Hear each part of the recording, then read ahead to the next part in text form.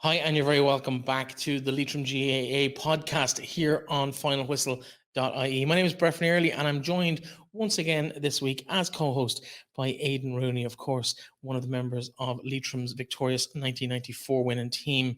It's been a rough week for Leitrim on the field. We're going to hear from County Secretary Declan Bohan in just a few moments about maybe where we go from here and just how we recover after the last week with defeats in Mayo, obviously on Sunday afternoon. Also the under-20s beaten last week in Hyde Park by Roscommon, and our hurlers put in a relegation playoff in the Nicky Rackard Cup this weekend, coming against Armagh. We're going to talk on all of that, as well as the ladies' football victory at the weekend. Great win for the girls.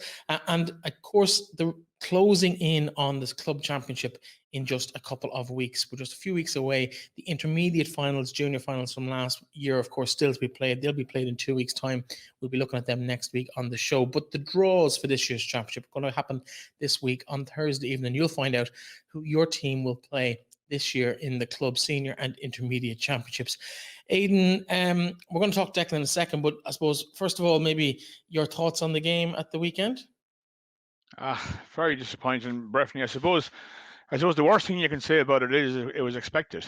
That's probably the worst indictment we can put on the game. There was no expectancy around the places. We could put in a performance, or we could get anything out of the game from a point of view of moving forward. It's a very doom and gloom scenario, but I suppose the reality of it is at the minute is hearing all the media talk, the populist talk out there. It's very despondent, and it's very much down against provincial championships, and very much down against these imbalanced games. And I just think there's too much of the talk, Breifne. To be honest, I'm getting a bit, sick of hearing this mantra week in, week out. I think it's time, that we had a bit of realization around this as well. And people are talking about, they want tiered championships, but the reality is here. And I was talking to a couple of young men during the week here in Sligo, and I had a stark reality for them. If the tiered system comes in, that they're all kind of saying we might need, the likelihood is that they will never, ever have a chance of winning a Connacht championship again. And that's probably something we need to be very, very cognizant of, I suppose, going forward. And it's probably a discussion for later on with Declan as well, maybe. Like, we've seen dark days before. We've been here. Lots of teams around the country have seen dark days, this year in particular as well. God rest Tony McGowan, and I see him on social media in the last number of weeks.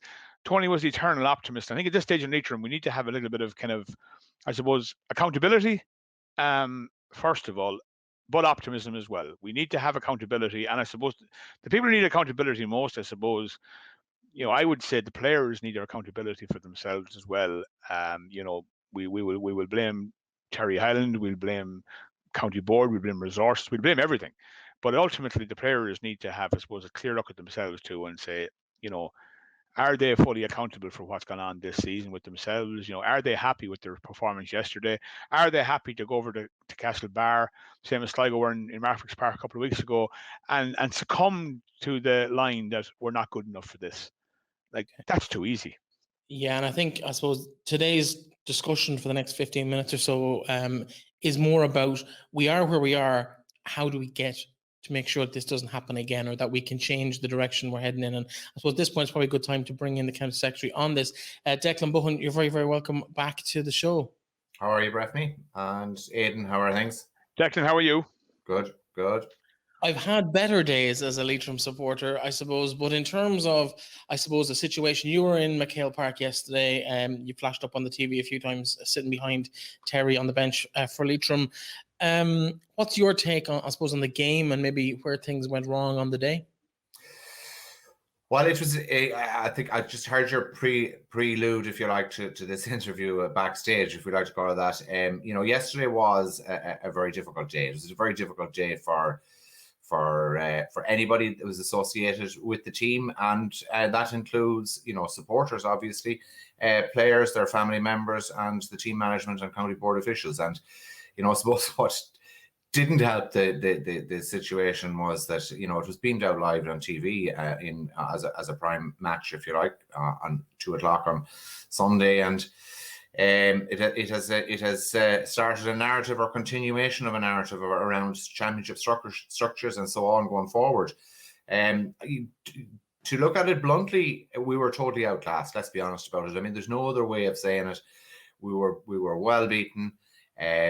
You know, the game was over. Realistically, let's be honest about it, it was over well before halftime. And you know, the gap in class, the gap in the standards, if you like, between what effectively is a Division 1 team and currently a Division 4 team in our case was borne out there yesterday. If that's to do with the larger picture in terms of what would we call it, a pattern of large defeats in this year's championship. We're not the only ones who has had this type of defeat in the Connacht Championship itself, and in other provincial championships they've happened as well. Is that the result of widening gap of standards? It's hard to say that it's not, to be honest with you. The gap in standards is there. We would certainly, of course, have hoped to have been much closer. I noted Aidan's comments there at the start there, you know, we would have expected more, but I suppose if being realistic about it, we're facing against a Mayo team that still has designs of winning All Ireland, but we certainly didn't expect to go down that heavily. Let's put it that way, you know. I suppose, Declan, it's a very emotive thing for all of us that are, I suppose, Leitrim people, and I suppose it's very easy to be sitting on the fence, and we're certainly not doing that. And throwing darts at anything, but I suppose we have to look at it in a context of, you know, how we're approaching this going forward. Are we going to say we're not good enough perennially? We're not going to be good enough going forward. You know, let's resign ourselves to, you know, oblivion and championships of maybe like the hurling. You know, bring in 3 or 4 tiers of football championships, and like I'd be very afraid of that scenario personally myself. I'd be very afraid. And I'm sure, Declan, you've been around long enough to witness days when we've had, you know, good times and we've been at a standard where we can be very competitive. I'd be very reluctant to kind of say that's the way to go ultimately long term, because unfortunately, I think if you head down that road, there's no way back up out of it again if you head down that road, because mentally, I think players at the moment, they're struggling with this. They're hearing it in social media circles all the time. You know, that they're not good enough, that they need, you know, we need tier championships. This is the mantra coming from, you know, the top media sources. I don't agree with it personally. I think it's an easy out. I think it's something to say, you know, I don't think the GAA want it. Listening to the GAA commentary, I don't think the GAA per se want, and Pat Spillane made a very valid point yesterday on provincial championships. You know, they should be here. So from our point of view in Leitrim, I suppose, is to try and see where we are and how we progress back to a competitive position where we can go and compete with Mayo and Galway and Roscommon. And I know that there are people, and Breifne outside this group, that will kind of sneer at that and say that's rubbish talk. But I don't agree with that. I don't think it is rubbish talk. You know, we mightn't have the volume of players every year to do this, but we certainly can do things to make sure that we're ready when a wave of players is available to do this. And I think that's kind of what our target needs to be. Because at the end of the day, this game has been around long before us. It'll be around long after us. And we have a duty of care at the moment, in my opinion, to make sure we pass it on in the best possible way to the next generation of players. And I know there are 4-year-olds to 14-year-olds out there looking yesterday, and your job, you know, in school, Declan, or whatever, trying to get kids motivated to play for Leitrim. And that's where I would be coming from an emotive point of view. I'd be concerned about it. But I don't think we should be talking about throwing towels in and stuff, because we've never done that. That's not part of what we're made of. And I think we should be looking at, you know, resurrecting and getting on and getting up at it again, and trying to get players into a mentality where, you know they can do better, and you know, maybe demand more standards from everybody around the place. I don't know what you feel about that, but yeah, I suppose, you know, it's a double-edged sword. I suppose if you were to look at the history, and we're not going to pour over 130 years of GAA history here or anything else like that, but God, we don't want to go there. we've only got 15 minutes, so That's I'll true, get the point very quick. But Aidan, you were fortunate to be part of a very successful Leitrim team back in the early 90s, and and obviously you continue to play after that. And it was they were great times. They were tremendous times for Leitrim supporters and Leitrim players and everybody associated with the team. And that was a competitive era. And in the in the mid to late maybe 2000s, if you like to call it the noughties, we had a very competitive team. Arguably the most competitive team we had from '94 since '94, I would say. I'm talking about the team we would have had in the Des Dolan era, which was consistently able to go to Salt Hill and was able to go to Hyde Park or wherever it was. We tended to actually play Galway more than anybody else at that stage. But we played Mayo and Carrick-on-Shannon in 2006, the year that they got to the All-Ireland final afterwards. And they were, scrambling to get out of Port Sean that day with a 1-point win, But something has happened in the interim, and it's probably a combination of factors. And I'm going to drop a sort of a key stat, if you like, in here. It's one worth putting in there. In that period from 1998, 99 to 2008-9, which is sort of the finishing off of your era, Aidan, if you like, and going into that Des Dolan era that I mentioned, the Leitrim Club Championship was at probably its most competitive level in all of that time. And I know I'm going slightly away from the county game, but it is relevant. It was a 10-year period from, I think, 1998 when Melvin Gales won it, and you won it yourselves in 99, up to 2007, when the 10 senior championships of that era were won by 8 different clubs. Now, that to me tells me that the club standard was at a much more meaningful level, if you like to put it. Therefore, when there were more clubs in a position to be able to win the club championship, you had a better competition. And a better competition at club level will raise the standard of all players, that obviously club players, but certainly it means that inter-county players have to step up to the plate when they're playing for their clubs. And that feeds into the inter-county season. So I have a concern, to be honest with you, locally, from the point of view of the we'll call it the standard of our club competition at this moment in time. I think there's a gap there. I think it's the last 10 years has shown that there is a gap. The number of teams, when I mentioned 10 teams that won it, or 8 teams, I should say, that won at 8 clubs over a 10-year period, I defy anybody to come across and contradict me in 10 years' time to say that 8 different clubs will win the next 10, if that makes sense. So I think we have to address issues in the club game, particularly in terms of standard, and perhaps maybe have less teams in the senior championship and a better intermediate championship. I'll be shot for saying this, but you have to address it at some stage to increase the standard of the club game. And if you increase the standard of the club game, then you will increase the standard of the county game. Going back to what you said, or what you're suggesting there about the gap in standards and the tiered systems, which is obviously, I mean, the word tier, if you were searching on, we had lots of tiers in Hyde or in Castlebar yesterday, but the tiers that we've been talking about on media were all to do with tier championship. I suppose, yes, there is a fear that if it does go, which I think is really inevitable, is probably a word I don't like using, but that there will be 2 tiers, the Tailteann Cup, and it'll split into 2 tiers in 2022, we'll say. That decision obviously has to be made at proper fast and jet as to whether it will or not. The fears that you've pointed out about the players that would be lost through the tiers, yes, there's a definite danger of that. The glory game, the glamour game, will obviously be the one that will be played for Sam Maguire. But there's a marketing challenge there for the GAA to ensure that players who are playing at the second level, if that's the way it's going to be, don't get lost and that they get maybe not as much coverage, but get their due coverage. However, if you look at, you mentioned hurling there, Breifne earlier.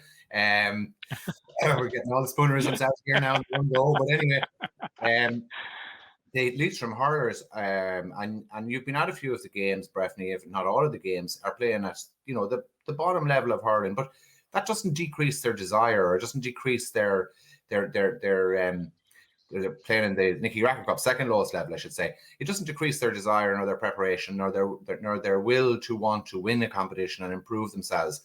So, somewhere in the middle is a combination of factors. You asked Aidan, about how do we address this going forward. It's not just as simple, I think, as looking at the structure. It's not just as simple as looking at the county team. Yes, we have to, we have certain accountability for performance and all that type of thing, but there's a greater picture at work. I think we need to look at the entirety of our organization and how we run things from nursery up, if that's what it takes, and underage up, to ensure that we get better structures that should produce better players. And there's no easy fix to this, I'm afraid. Yeah, just taking a quick look through the records there, Declan, just to come back to your point about the 8 different winners in 10 years. We've had 5 different finalists in the last 3 seasons in Leitrim. Now, maybe they're the only 5 teams that at the moment can reach a final in the county, but we've had 3 different winners in 3 years. So it's not exactly a Dublin-style dominance of the club championship at the moment. Yeah, there mightn't be 8 clubs there at the moment, but there's definitely 4 or 5 at the start of every season that can challenge for that senior title. Is the problem, though, outside of those 4 or 5, that maybe there's 17 or 18 teams who just aren't at that level, and their players are really, I suppose, not maybe at the level to step up to intercounty football? Yeah, well, I think that, if you have a much sharper, and okay, you're talking about 5, and we could argue all night about the number of teams capable of winning the Leitrim Senior Championship this year, and maybe a club or a team will come from outside of those that we have in our mind to win it, and great if they do. But if it's not competitive enough, we're facing into a championship, albeit now with, obviously COVID has had effect on what we want to do with structures. We're facing into a club championship this year where you'll have 2 groups of 5, we'll drop 2 teams only out of that competition before quarterfinal stage, which effectively means that, the stronger teams in the competition, those traditionally they would expect to get to quarterfinals, don't really have to put their foot to the gas in 4 games going on, and they have to be ready for a quarterfinal. I know, yes, the competition hots up at that stage, but we've had some very imbalanced quarterfinals over the last number of years as well, which doesn't really bode well for the structure of the competition.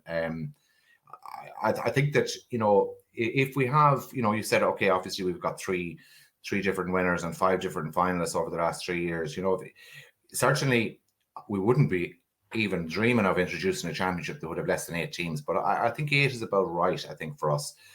Now, we have 10 at the moment. We had 12 up to 2 years ago, and it was a struggle to get 12 down to 10.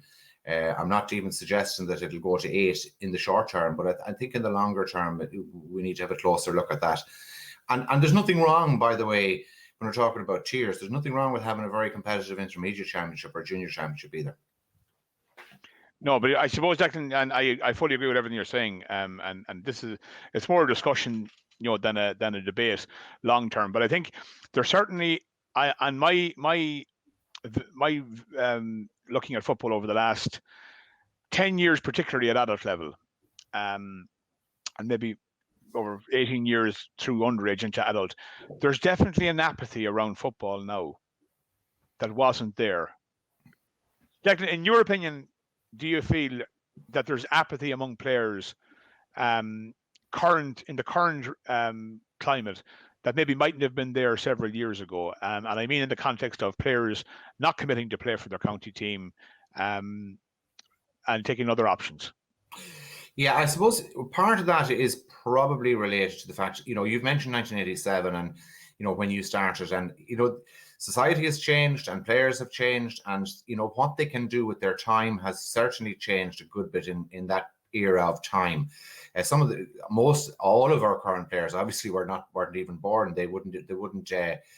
Some of our players that were in Castlebar yesterday weren't even born in '94. Much less be born. Some of them are millennials, if you like to call it that. So we're dealing with a different generation of players. In all that period of time, the gap, and going back to the gap in standards, maybe lads are beginning to think that, is this worth it? Is it worth it? Some fellas might think, it's not worth this slog, because there's other things I need to do with my life, that type of thing.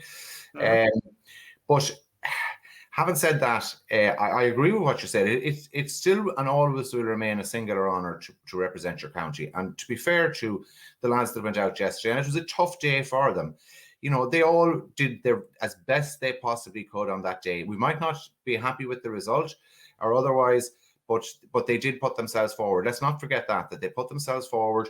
They played, they prepared, and it didn't work out for them. And that's too bad, and it's unfortunate, and so on. And life goes on. And yes, of course, I suppose if there was a qualifier this year, and we don't have qualifiers, but in a previous year we'd have had 2 years ago we'd have qualifiers, and there would have been a chance for redemption. There's no redemption from this, and there was no hiding place yesterday, unfortunately. But I think in essence, Aidan, the standard of those few counties that have just gone, we'll say, through the roof in terms of what their preparation, etc., and everything else that goes on with it, has resulted in the fact that the gap, perception or otherwise, is going to be extremely difficult to bridge. No matter how cyclical you might suggest that the inter-county game can become, like Mayo are not going to become, or the Galways are not going to become bad teams overnight. Certainly, yes, we can improve. There is no doubt about that. I certainly hope that we can improve into the future. Well, the only context I would put that is next year we're playing Tipperary and Cavan in Division 4. The previous season's Ulster and Munster champions. Yeah. That's a fact. So we can gloss over all we want, and we can talk about standards and Kerrys and Corks and Donegals and Tyrones and everything else. Cavan subdued those teams the previous year, and Tipperary did the same. And they're in our division next year. So that's the only candle I will hold up in the wind to say, things can be done. We can do things. We can't. But if we succumb to, the greater, wider perception out there of people who are not directly involved, who are, on the fence, it's too easy. That's my only comment. It's too easy. We have 2 provincial champions from the previous year, and we'll see how Meath do on Sunday with Dublin. I'm sure they think they'll do great, or Conor Rourke does. But let's not throw out the baby with the bathwater, because we, at the current time, are really, really struggling to find form against really top teams. And Mayo is a really top team. There's no question about that. Yeah. Declan, we asked you for 15 minutes. We've taken up way more of your evening than this. First of all, I want to say thanks for coming on, because I know anybody involved with Leitrim GAA and with the team yesterday, it's got to be tough to face any kind of interrogation, particularly in a public forum like this. So thank you very much. I do respect the fact that you made yourself available. I suppose that the question that most people have at this point is where to from here? And it's where I started the conversation. I suppose, what are the next steps for Leitrim GAA in terms of where we go into next year and beyond? I know Terry has already indicated he wants to sit down with the county board to discuss his future. Is that something the county board will be doing in the short term, medium term, or what are the plans around that? Yeah, well, it's fair. Like, obviously, Terry has gone on record yesterday stating that he will sit down and there won't be any decisions made around what is the better way for Leitrim to go forward. But yes, that conversation will take place. And is it short term, mid term, long term? When I would, obviously, we haven't set any date for that to happen, but it will happen in the relatively short term. And we'll sit down and we'll hear what Terry's thoughts are, and we'll have an adult conversation around where we're at this moment in time. And the easiest thing to do is to sort of brush all of this under the carpet and say, look, if we hold our head down long enough, it'll go away. That's not that. There's no leadership attached to that, and there's no path forward by doing that. So we have things to address and we have things to look at, and certainly Aidan has made very valid points there about the future of the championship and so on. And there's a special Congress obviously to come up later on in the year, which would make hard decisions, I suppose, around what the structures will be going forward. And that's a debate for another day. But certainly, we can't run away from this. It has happened. It hasn't happened just to us, but we don't need to be concerned about what happened to Sligo or what happened to Longford or anybody else. We have to be concerned about what is the best way forward for Leitrim GAA from the situation we find ourselves in now. Absolutely, and it's not going to be the easiest task in the world to turn things around after what has been a pretty bleak week with the under-20s losing, of course, last Tuesday evening as well in Hyde Park. Declan, thanks very much for coming in and having a chat with us. It can't be easy this evening to face the music, so thanks very much for coming in. All right, Breifne. Thanks, Declan. All right, Aidan. Thanks, Declan. Good talking to you. Talk to you soon. Thank you. Thank you. Bye. Declan Bohan there, Aidan. Plenty of food for thought, Aidan. We did, I suppose we chatted about yesterday, straight after the game, about maybe what we would do with tonight's show. We weren't quite sure what direction to take it in. I think everybody was fairly despondent after the performance yesterday. And like you said at the very outset of the show, it wasn't unexpected. Our entire preview show last week, myself and Derek, we were chatting even to Terry, and we were kind of trying to be realistic about it as well. And unfortunately, yesterday was even worse than we might have suspected was going to actually happen. But we threw it open. We had a chat yesterday, and we threw it open to our audience and to the listeners and the watchers here on this Leitrim GAA podcast about maybe where you think the county board should go. And we'd like to be part of the discussion about how Leitrim can put some positive endeavours and positive initiatives in place within the county to encourage lads to get involved, to encourage players to improve their skills and to stay involved in county football when they are good enough to be there. We might run through some of the suggestions that came in, and they're fairly varied. Aidan, do you want to hear some of the buttes that came into us? Oh, yeah, sure, absolutely. Everyone's opinion is valuable. 100%. And, there's nothing quite completely crazy either. There's a ring of truth to absolutely everything that we're about to go through. But we did get some messages in from various people, supporters, people involved with the game, people involved with the county teams, people involved within clubs. And we've taken a selection of those. We're going to keep them anonymous because I think it's not fair to some people. We've tried to go as positive as we can in terms of what's come in. Overwhelmingly, they were fairly positive. There were some really good suggestions came in. Let's go through some of them here. One that came in on Facebook was that we should completely withdraw from next year's championship, that until there's not even a second tier, but a third tier agreed and put in place, that we should concentrate in the league, don't play in the championship, make actual progress against teams of a similar level, and the GAA have no apathy or respect for Leitrim. We're irrelevant in the bigger picture. Time for our county board to wake up and take a stand. Those lads who played today deserve more respect and protection.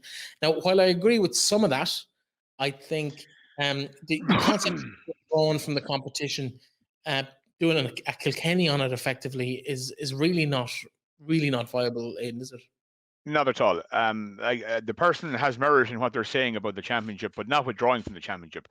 The merit in the comment made, I think, is the league is crucial for Leitrim.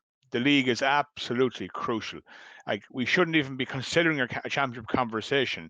Not that we don't take part in it, but it's not the focus. Now, this year, for obvious reasons, was a complete disaster for preparation for some teams. And unfortunately, it looks like we're one of those teams that didn't prepare at the same level as other teams prepared for the National Football League, because there was a window of opportunity for Leitrim to get out of Division 4 this year again. And we didn't avail of that opportunity. We didn't put ourselves in the best position to do that. If we had done that, if we had put ourselves in a position to beat Sligo, Louth and Antrim, this conversation would be completely different.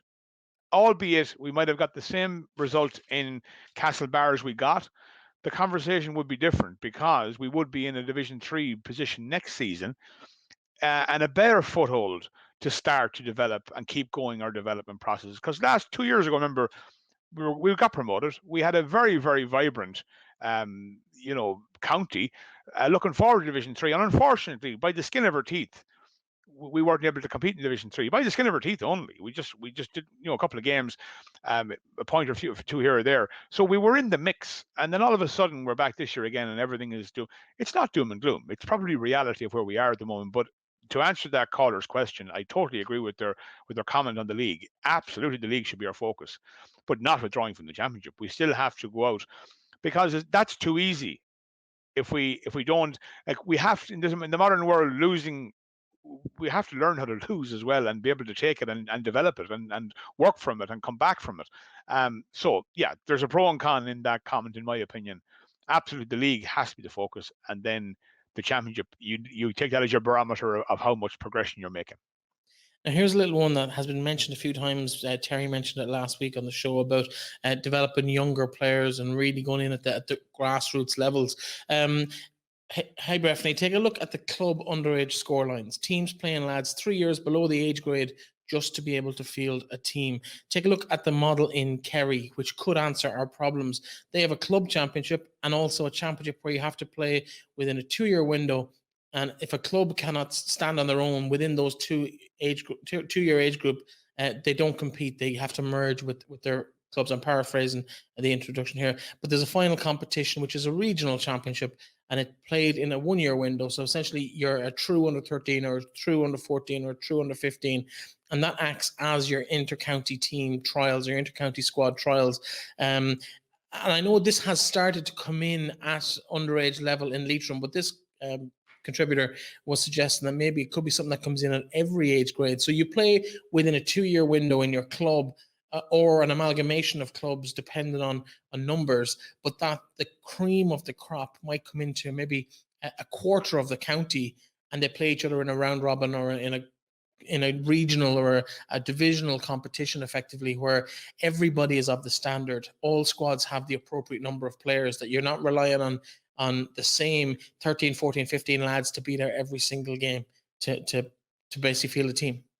I know from my experience involved in underage, that's the Galway and Mayo model as well. They work very much in regional areas. Now, obviously, their numbers far exceed our numbers here in Leitrim. But I do agree with the concept of the amalgamation. I would have been a big disbeliever in amalgamation, but I've seen the positivity it can bring, and particularly here in Sligo, the last number of years in under 20 championships, 21 championships in particular. It has had a marvelous effect on the championships, where the championships have become really, really competitive. There is an area in underage development where you have inclusivity, which is really important to give everybody a flavour of what's available to them in Gaelic games. But there has to be a reality check as well, to say those players who are not as committed as the players who are developing more and quicker. And that's the trade-off area for me in club football. If we amalgamate two clubs to keep the age group right, is there a danger we lose any of the amalgamated players of lesser standard? Is there a danger that the players in excess will not be playing football? And is there a danger that those players will be lost to the game? And if so, is that a problem for us? That's kind of the discussion I would see around the underage, and I've been heavily involved in it here for several years in Sligo. Obviously very aware of what's going on in Leitrim as well, through my Leitrim connections. But at the same time, it's a very, very difficult area to get right. But that suggestion is very well made.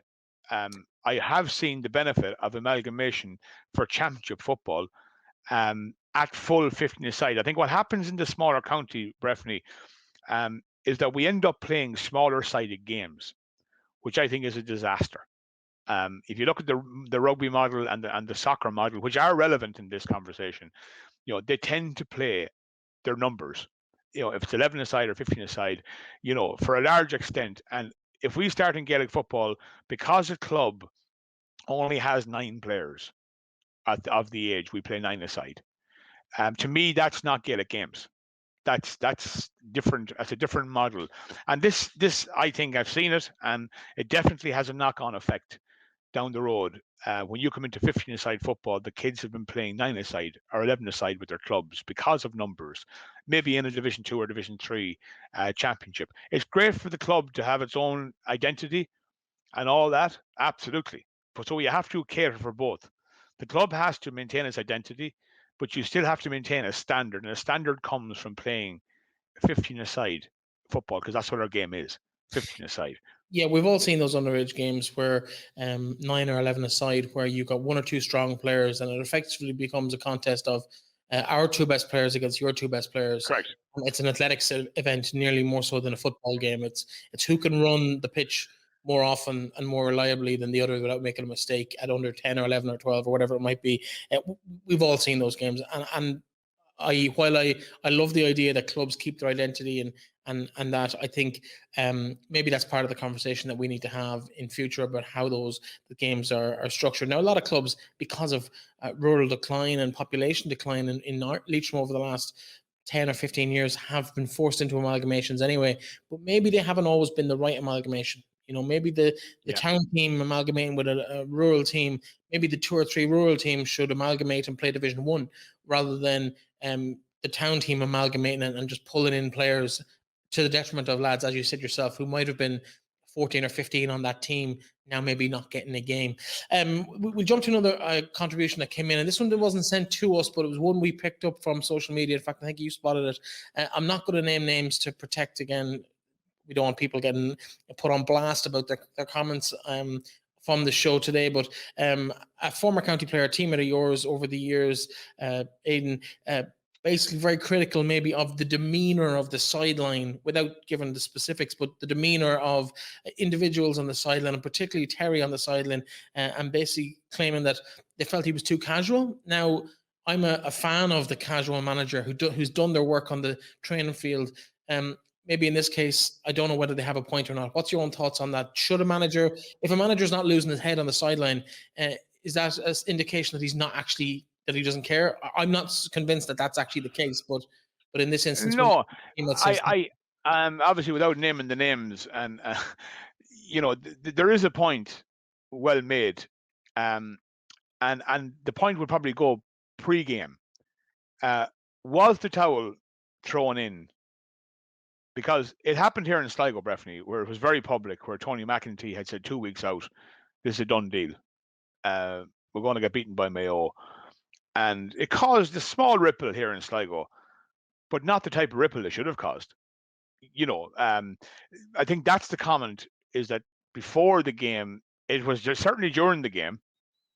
Now, I've seen Terry at games all the last 3 years as well, because doing my commentary with Ocean FM, I spotted Terry several times, and Terry is the laid back guy on the line. He has his work done, so that's the type of manager. But I do, the point is well made at the same time, and it's probably more pre-game than actually in the game, is that we were resigned to this. And, be that a reality or not, be it a fact or not, I don't think you can approach a game at any level by saying, we're not going to be competitive here, we can't win this game, because that's not the nature of what we're trying to do here, be it reality or not. Yeah, people will say to me, that's crap, and you're talking crap because we had no chance.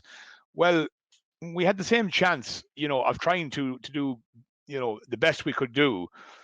But by the manager maybe being a little bit, well, sure, this is a done deal, we're not able to compete with this team. That's probably not acceptable, Breifne, to be honest. And that's probably what's the iration of this comment has come from. It's probably not the demeanour exactly on the day, but it's probably based a little bit on the lead up to the game as well, along with the demeanour on the day. Because I've seen the demeanour on the day before, and it hasn't been an issue. The team is well prepared. We're doing their job. Terry is a laid back guy on the line. He's not going around roaring and shouting at people, and not one here and there. But to be fair to Terry, he isn't that kind of volatile guy on the line who's up and down roaring at guys. But at the same time, the point is well made. Had we the towel thrown in before the game from an administrative managerial point of view, we probably had, and that's probably not acceptable. And that's probably where the comment came from, I would imagine, more so than the actual laid back attitude on the day. I think you might be right in that instance. The final one we've picked out, and we did get so many contributions in. Thank you, everyone, who got in touch. It's great to see such an interest out there for people amongst the Leitrim supporters to really throw ideas out there and have a conversation about maybe where we can go from here.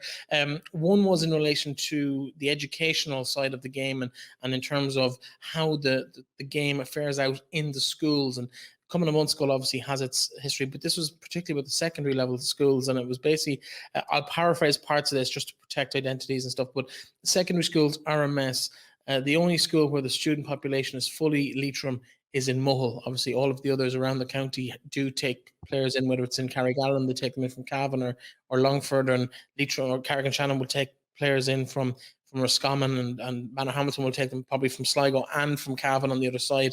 So the only one where Leitrim players are fully based is MacHale. But in principle, across the board, schools tend to not want to allow students to miss class for sports, that you're given time after school, but that's not practical with so many people traveling to and from school by bus, and so it's just not practical. And the schools game, particularly the second level schools game, has drifted away completely in the county, and it's caused that kind of gap between Coming Among School, where everyone wants to play, and creates that kind of fall off for players as they get through those teenage years in second level. Yeah, I agree. The schools thing is probably something that I've been very heavily involved in indirectly over the last several years. I have been a minor manager in Sligo here, a major interaction with the schools in Sligo. You know, 2 major schools and then 2 other subsidiary schools who are at the same, coming up to the same level. I think Leitrim can do more from the school's point of view. Now, I have a suggestion. I had a suggestion for several years that Leitrim would have a school like we had a vocational school team back in the 90s that were competing in Ireland finals. I remember seeing Finch McBrien playing Ireland final. I think we need to look at that from the overall context of secondary school football and have a team playing A colleges football, certainly at senior level and possibly at junior level and juvenile level as well, where it becomes a subsidiary county team that are representing Leitrim in the colleges A championship, playing the big teams from the other 4 counties at a very competitive A level. So it becomes a subsidiary to the county development squads and teams. So in other words, these guys are playing with each other at a higher level earlier in a competitive environment, not waiting for development squad football to take over. And by the time they're 16, they haven't played really competitive matches, bar some blitz games over in Ballyhonus. So my suggestion would be very simple. Now, we play in B and we play in C Connacht football in probably those five, 6 schools you've named. And that's fine. Let that continue. And that offers more football for the kids in the schools, still playing at that level, okay? But your elite players go and play colleges A football, be it from Mohill, Manor Hamilton, Ballinamore, Carrigallen, wherever, Carrigan-Shannon, that the best players go and play colleges A football. Now, you talk about a logistical, gobby with the days when parents travel to games, and that still goes on here. If the county board and Thomas Keenan can work out the logistics around that, I'm sure Connacht Council, and knowing John Prenti as I do, and these people would be more than happy to facilitate that type of a movement, and that would give our guys more exposure to better players younger. And when they come to the grades up the years, there might be more enthusiasm for progressing on down the road. Now, I'm not saying Leitrim underage football has been fine over the last, not in recent years, but in past years, there's a lot of good work done.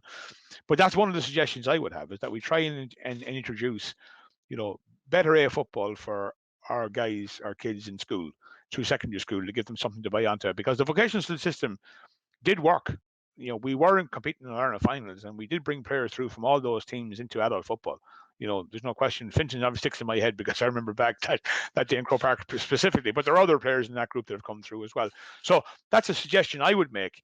Answering the person's question, yes, we can probably do more in schools football to make it make ourselves more competitive coming into underage county football from the development squad system. I think there is scope there for some work to better it.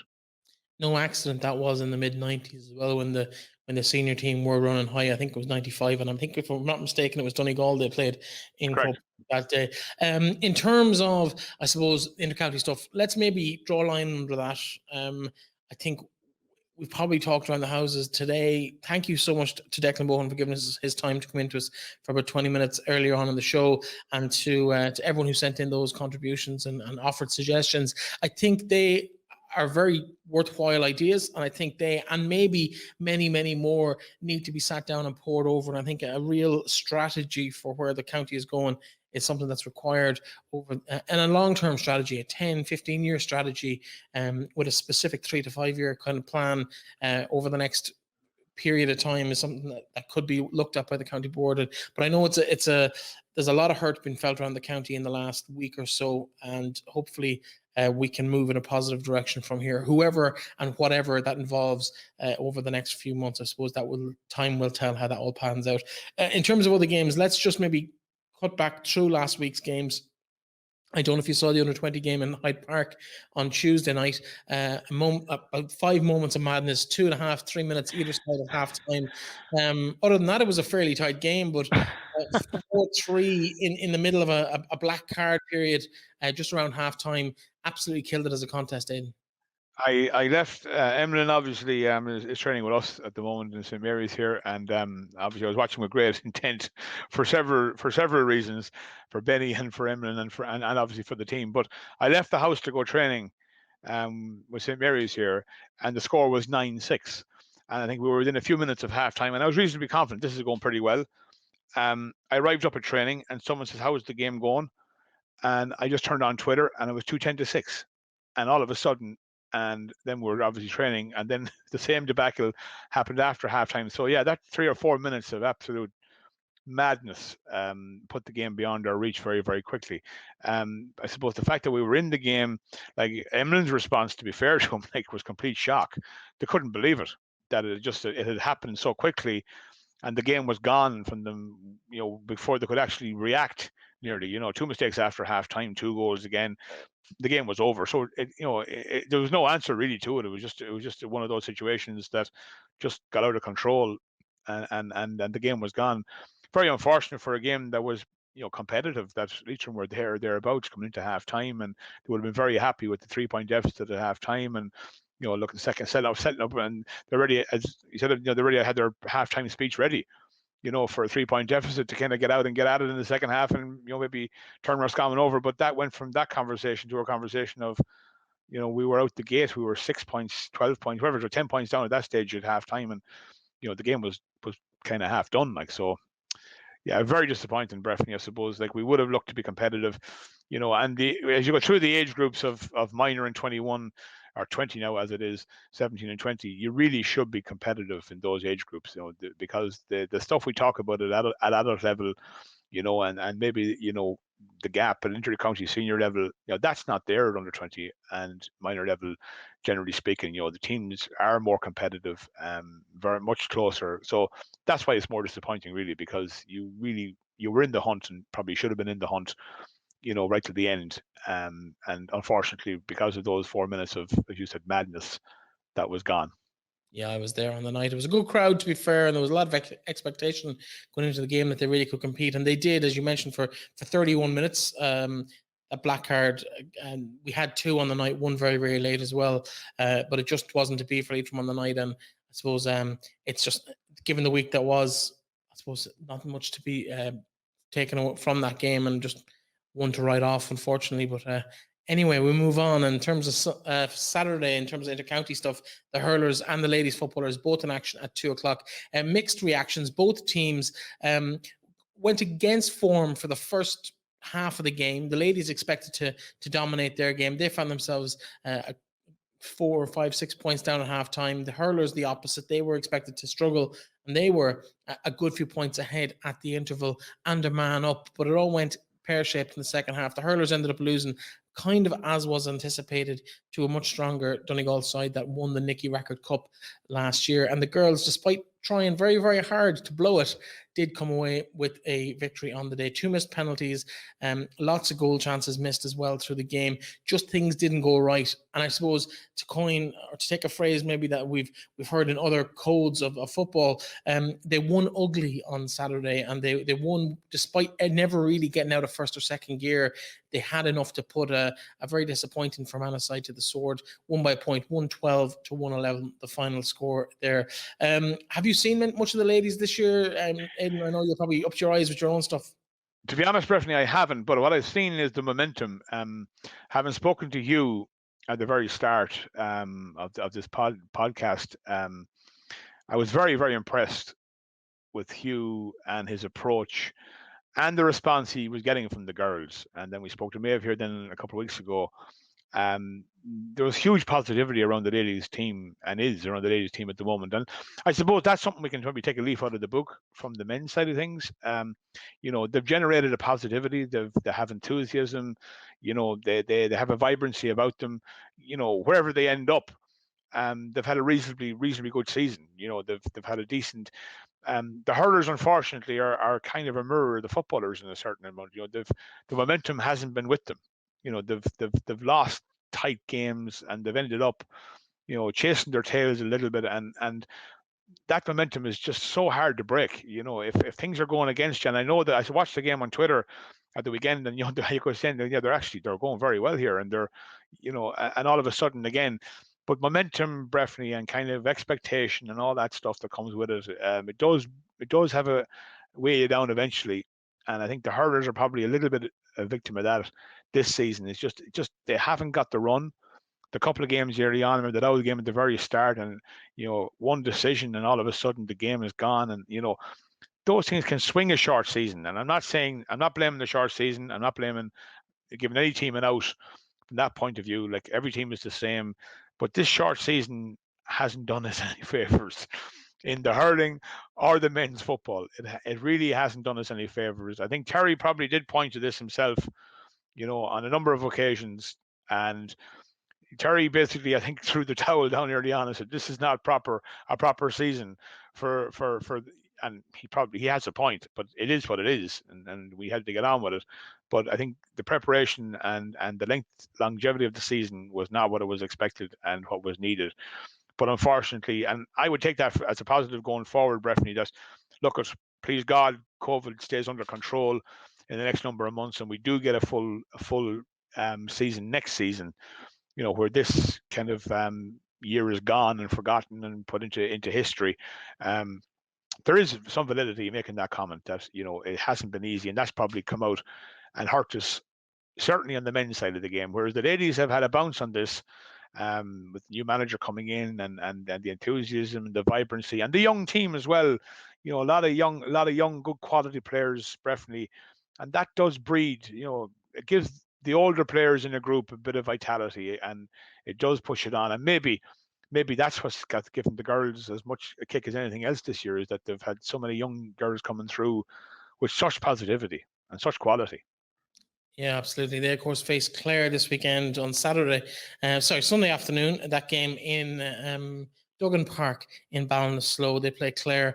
The winners of that game will guarantee themselves a good shot at top spot. There is a strange random way that Leitrim could eventually lose out in this qualification process, but a win on Sunday would see them guaranteed to take top spot in the group. In fact, a draw would probably be enough to guarantee them a place in the quarterfinals of that particular competition. So the very best luck to them in that game. The hurlers, of course, they're out as well. They face Armagh in Kingspan Breifne Park in Cavan on Saturday afternoon at 1:30. The throw in there. I suppose it's a big ask for Ulcan Conway and his boys to overcome Armagh in that particular clash. But a win would set them up with a semi-final where they would face Mayo in that competition, but it would guarantee their survival for next year. Defeat would see them drop back down to the Lorimar competition for 2022. So that's probably the carrot that's on offer for Ulcan and his team on Saturday afternoon. The very best of luck to them.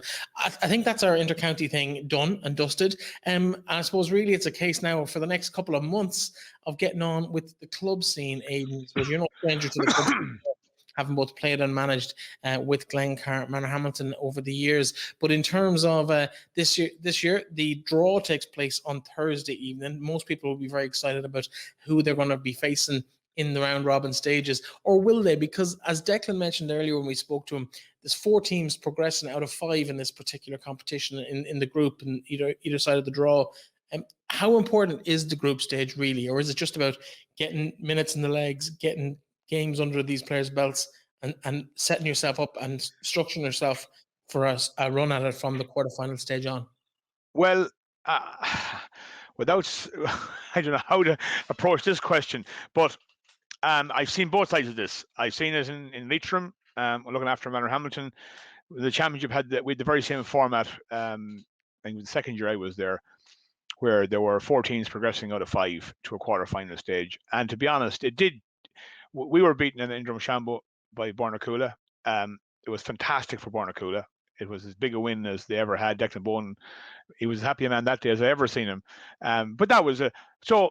Can you say that was a negative or a positive for the championship? I don't know. But I know it was very good for Bornacoola that day in Drumshanbo. They came out and they threw the kitchen sink at us and they beat us. We went on to a county final after that. But Bornacoola. So on that count, the format, yeah. But you're right. There is a kind of an inevitability about it, particularly if one of the teams in the group is struggling.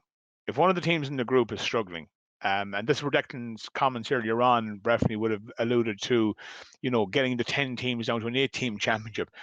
That's probably where it's at, is if 9 and 10 are just struggling at senior level, and they're not able to compete, it makes that kind of 5-team group very quickly become null and void, because that team tends to lose games very quickly, lose momentum, and all of a sudden, the 4 other teams have nothing to worry about.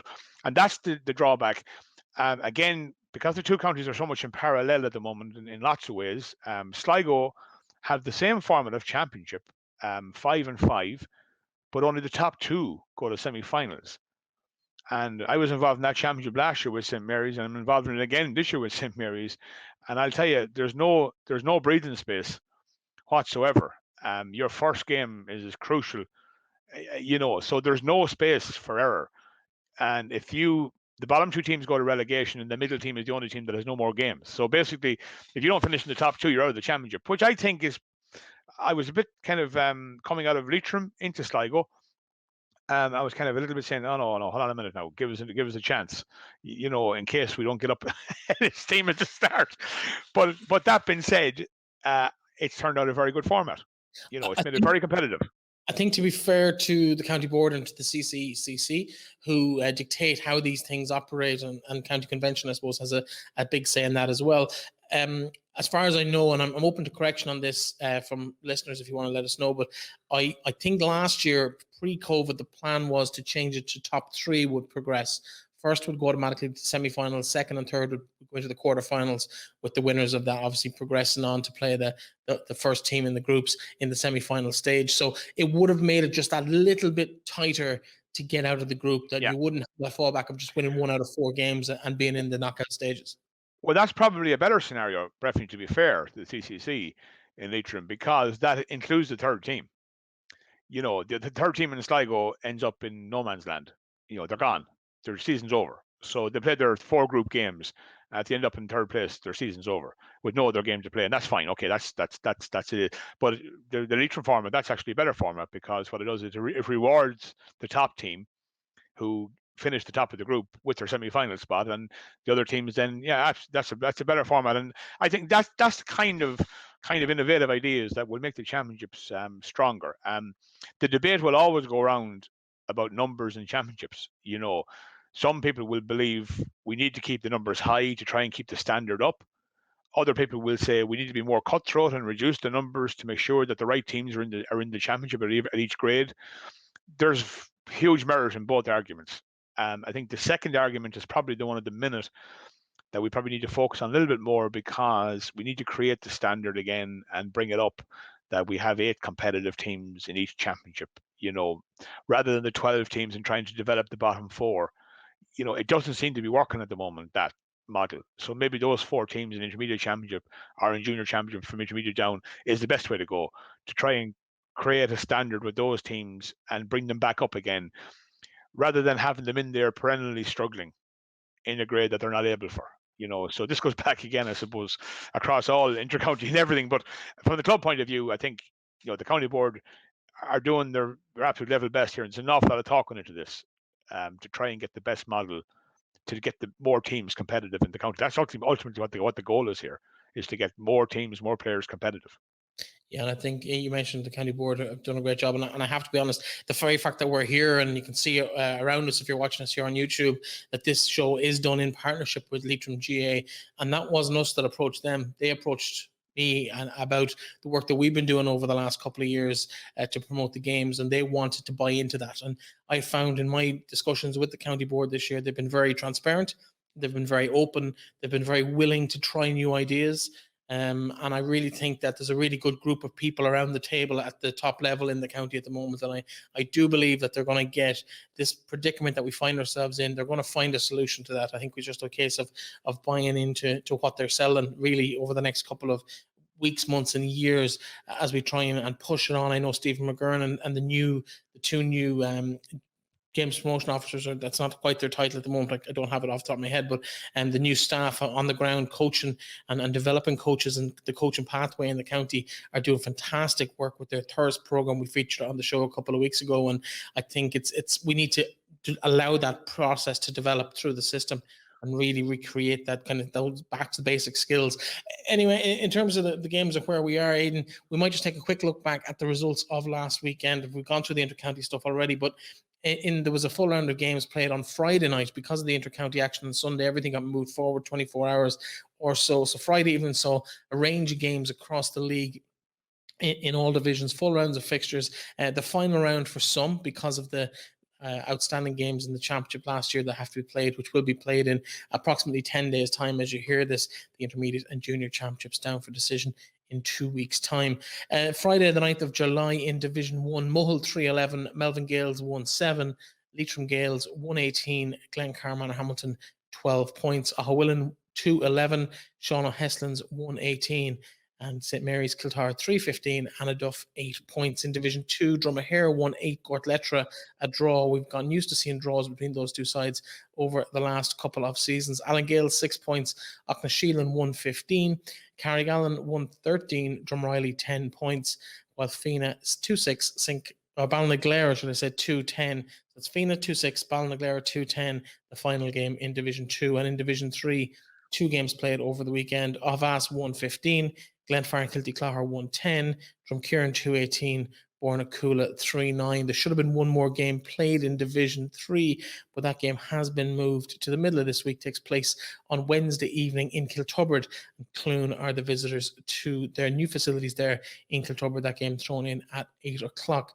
Now, we did mention that the intermediate championships in 2 weeks' time, which means that the teams involved all played their opening round league game or their final round league game a week previous to the start of the league. So it leaves us with a slightly incomplete balance in the final round of games over the weekend. In Division 1 of the Masonite Football League, Glencar Manor Hamilton and St. Mary's will do battle at 7 o'clock on Saturday evening. All games thrown in at 7. Sean O'Heslin's and Leitrim Gales in what will effectively be a league final decider. Sean Heslin's in the driving seat. They have 3 wins from 3 so far in the competition, but a Leitrim Gales victory would move them ahead of the Ballinamoor side and into that final league spot. Mohill virtually guaranteed a spot despite losing earlier on in the competition. It would take, just the way the results have fallen, only 4 games been played, it would take a huge scoreline from St. Mary's and Leitrim Gales to knock them out of that top 2 spot in that final. Again, everything's a little bit up in the air with the leagues. It all depends on who qualifies and all that sort of stuff. All will be clarified by the county board and the CCCC in due course, but that's where we are at the moment. We'll run into the fixtures. Glencar Manor versus St. Mary's, Ballinamoor, Sean Heslin's versus Leitrim Gales, and Melvin Gales versus Ahowillan. Those games take place on Saturday evening, all at 7 p.m. In Division 2, Aucknasheelan versus Carrigallen, Drumreilly versus Dromahare, and Ballinaglara versus Allen Gales in a nice local battle there on Saturday evening. And Drumkieran, Estlin, Glenfarne, Kilty Clogher, and Kiltubbard, the final games in Division 3. Aidan, we've talked at length on the show over the last few weeks about, I suppose, the leagues this year and how really they're just I don't want to say glorified friendlies, but they're just kind of a fixture list, really more so than the league tables. There will be finals there, but really and truly, in some of the games I've watched, at least, it's very much about giving lads games. 1 or 2 clubs seem to be a bit more into it than others, but that's all right. That's allowed.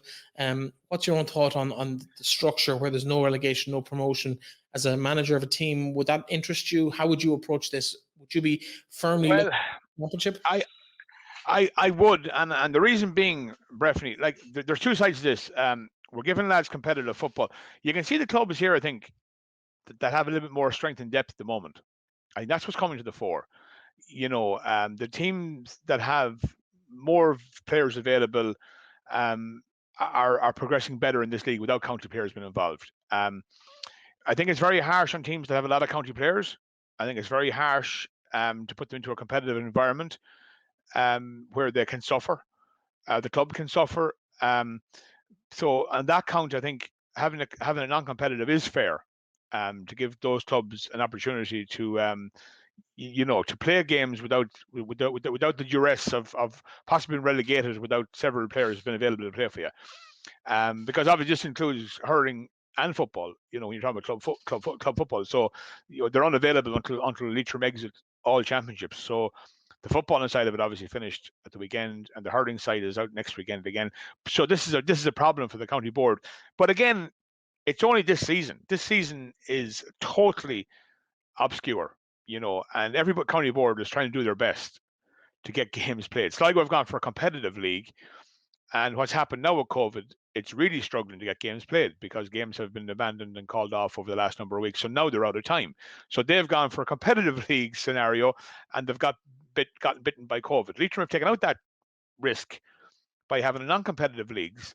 So if COVID has struck teams and they're not available to play, or players are unavailable, or county, it's not having the same impact, and that's fine.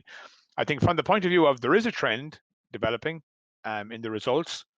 There are teams that are progressing, along the pathway you'd expect. The likes of the Carrick and the Mohiles, they're definitely progressing down the road. And you can see teams are struggling at the moment. Hamilton are struggling at the moment, to find form, to find players. So I'm interested in this weekend's games with the lads back to see how that pendulum, sits this weekend. Okay, they're only back for a week. It is very hard coming out of a county setup where it didn't go well. The players are deflated. They're coming back to their clubs, which will give them a massive buoyancy. Some teams will get a big bounce. Some teams, it might take a little bit longer to get the bounce out of it. If players are coming back ready for football, hopefully injury-free, that will all have an impact. But the next number of weeks, I know from a club management point of view, now the guys will be delighted from a club manager's point of view to have all their panels back training together, getting ready for championships. So I suppose the next couple of weeks now are crucial for teams to get injury-free, have everybody available, ready. And now these games this weekend are the first games that they can use with all their players available to them from the footballing side of it.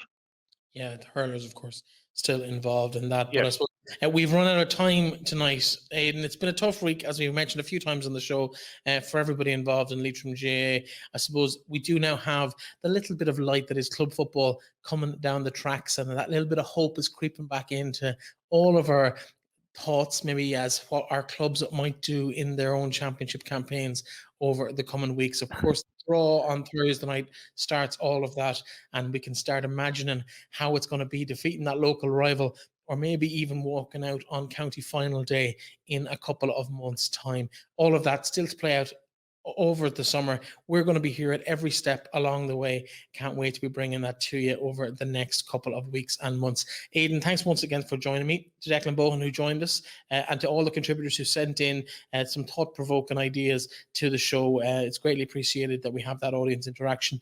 In terms of, I suppose, where we go from here, I suppose now it's just a case of back to basics. Let's start looking at our clubs and the club football. The draw on Thursday night kicks all of that off. I know it's going to be live on the GAA Facebook page, Leitrim GAA's Facebook page. I'm not quite sure of the time, but if you check it out there, you will find out the information over the next couple of days. Aidan, thanks very much for joining me. As ever, a privilege. Thank you. And listen, to everyone joining us, thank you very much. We'll talk to you again next week.